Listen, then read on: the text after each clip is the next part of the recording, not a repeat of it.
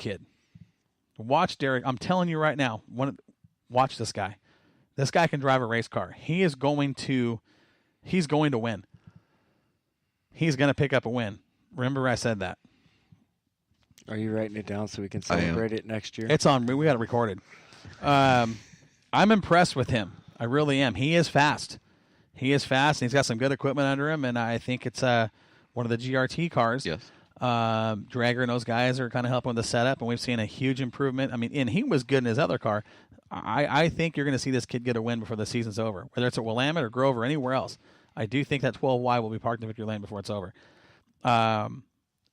Justin Cady, the 6M, one of the other two Longhorn cars, finished 6th. The black and pink. You cannot miss those cars on the racetrack. No, They're so bright. They're bright. I'm still getting confused, but nonetheless, yeah. I've known these kids for 25 years, and I still get confused. I'm not going to lie. But a good run for Justin, because he was stuck there in the back for a while and had a large crowd of cars around him where they just weren't going anywhere. Yeah. Kind of broke out and got into a rhythm and a 6th-place finish. Nothing to complain about. Just under 5 seconds off of the eventual winner. Top 5, the 25K, Craig Castle finished 5th. 4.338 seconds off.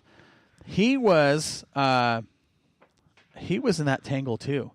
One of the cars that was in that tangle, I believe, actually had to drive through the field, picked up a few spots there on restarts, and ran a pretty decent race again to the top 5 against this field of cars. Yeah. So job well done. 88, Kevin Roberts, 4th. Fast. Yeah. Fast, consistent. What do we say about Kevin Roberts all the time? He's fast and consistent.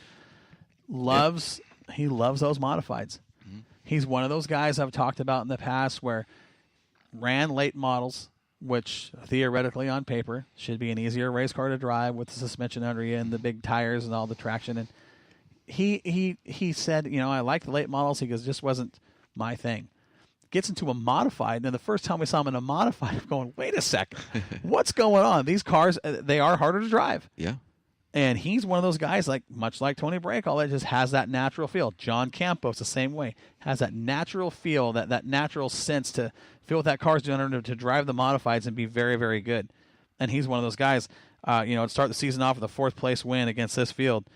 Heck of a job by Kevin Roberts. Just ahead of him, the V13, Gray Ferrando. No surprise to see him towards the top of the list the last couple of years.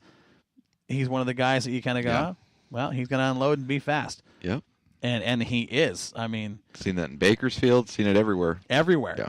He's doing great. One of the guys that has truly established himself as a front runner in this division. We'll watch what he does this year. And you need to give him a nickname, so... We did give him a nickname. Yes, we did. We actually gave him a nickname. We haven't released. Do you want to release that now? I'll let you. You want me to do it? I'm not taking responsibility for this, Bray. If you want to kill somebody, go to my cohort on the mic. But from now on, when we introduce you, Gray, because you are a plumber and because of the tools that you use, we will now refer to you as the snake. He's going to be the snake, Gray Ferrando.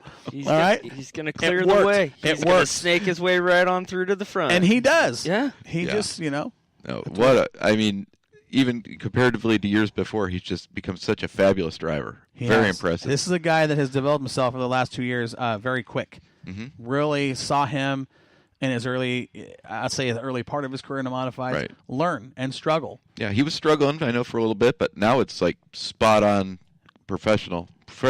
Yeah. But he reads, he learns, he asks questions, and he's got a little help from the Weinbarger stables and that knowledge, and he picks it up, and he understands race car setup, and that's what the greats do. The greats, you look at all the guys that win, the guys that are really, really fast all the time, understand what their race car is doing underneath them. Mm-hmm. Okay, if it's not doing what they want it to do on the track, they learn how to drive it a little different. But they understand what the car's doing to make that adjustment, whether it's in the cockpit or on the setup. You know what I mean? Gray's at that level now. Second place, thought he was going to pull a win off early in the race, was the 13 of Bryson James. He was the early leader. And we know, I would say, had it wrapped up, then we got a caution. We talked about tires changing, all the stuff that can happen with the G60s. Turn 4 was, I would say, the weak spot of the racetrack for Bryson on Saturday night because it's where it developed the biggest set of ruts. Say at that point of the race or that part of the night, it was done. Cooled off, Yeah. moisture came up, turn 4 got a little rough. Bryson's car was not able to negotiate the ruts like our eventual winner, Colin Weinbarger. Weinbarger drove that car right over the top of those ruts. Yeah. He did, and where Bryson had to kind of finesse the car on the outside, and when we saw him hit the ruts, we saw Bryson's car very unstable, bouncing around, very soft underneath him, where Weinbarger's car just went across the top like he was on skis. Yeah, it just kind of glided across, and He did, and it was, man, his car, they just nailed the setup. Yeah. They nailed it perfect, and that's what was allowed him to get over those ruts in turn 4 and pick up the win. And Bryson was, every bit as fast, absolutely, along with John Campos and Gray Ferrando. I mean, Gray Ferrando was arguably the fastest car on the track at the checkered flag. I mean, he was really moving in that bunch of cars. Those top 4, I know that Campos was 2 laps down, but you're talking about those 4 cars. Gray was probably the fastest of them all. Yeah. I mean, truly. But given the way things shook out, he ended up 3rd. That's racing. That's how it goes. But Colin Weinbarger, did you watch the race that he drove? Yeah. Did he not drive a nearly flawless race? Mm-hmm. Yeah, it was just smooth, calm, composed, worked. And to get over the ruts, I don't know what they did in that set. Those guys, they're standing down there in turn 3 watching that track. They're watching that track. They're looking at setup, and they're doing what they got to do. And they nailed it. But how can one car just go, and then that one just glide? Like it was just flying. It really did. It went right over the top of those ruts, just nice and smooth. And everybody else, car got a little upset. They had to feather the throttle. The car was bouncing around. That's what happened to pretty much everybody behind Colin Weinbarger. I would say Campos was probably the best setup-wise, was probably the best other than Weinbarger. Yeah. But Colin, those guys nailed the setup. Eddie Day, Scott Weinbarger, they nailed it. And yeah, great job. Yeah, that car was dialed, and if they're that good now, they're going to be, like always, they're going to be tough to beat. Yeah, it's going to be interesting to see what happens throughout the course of the season. IMCA Sport Mods, you guys ready? Dun, dun, dun. That's right. We're going to commercial break. Yeah, let's come back and talk about the IMCA Sport Mods. Dom's looking at him like, "Are we doing this now?" Nope. We're going to take a quick commercial break here on Northwest Dirt News from the AMCO Total Car Care Studio. We're going to be right back after this 3.5-minute break. See you guys in a minute.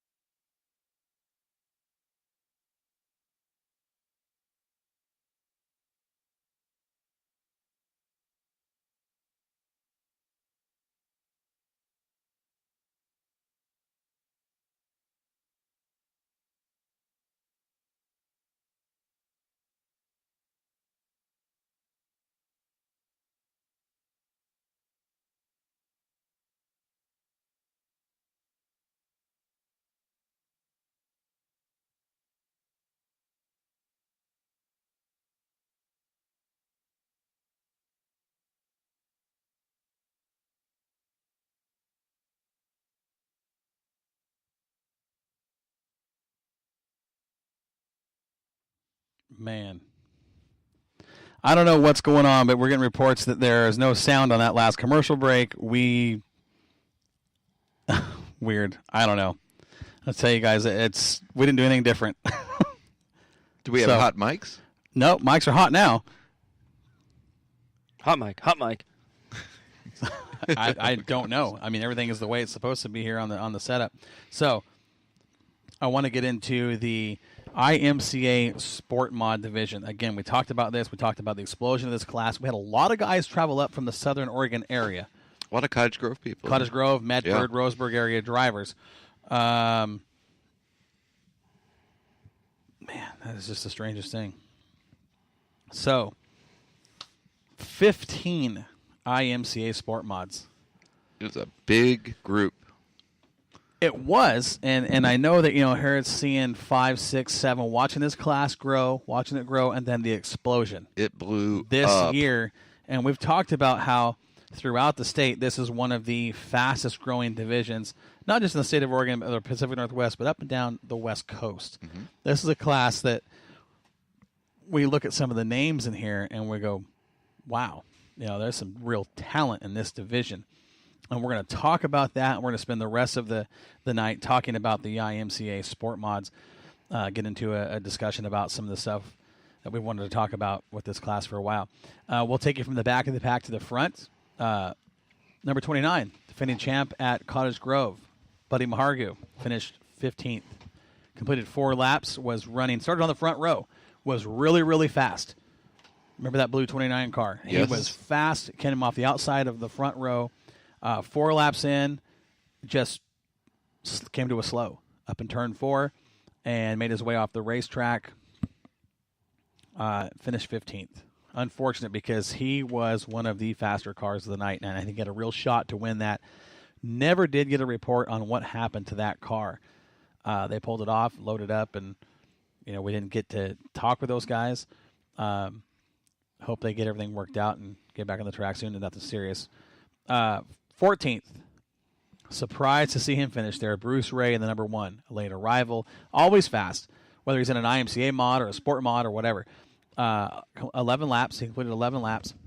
So he was 14 laps down. Just ahead of him was the 0-1, Daniel Ray, D-Ray. Beautiful race cars, those 1 and the 0-1. Those are good-looking race cars. Spent a lot of time talking with Daniel Ray out in the pit area as they were unloading and getting ready, and I got to give him a shout-out. You would talk about a loyal listener, this dude here. Yeah. Yeah, he is a loyal listener. And D-Ray, if you're listening, man, how you doing? Hope everything's going good there in the shop.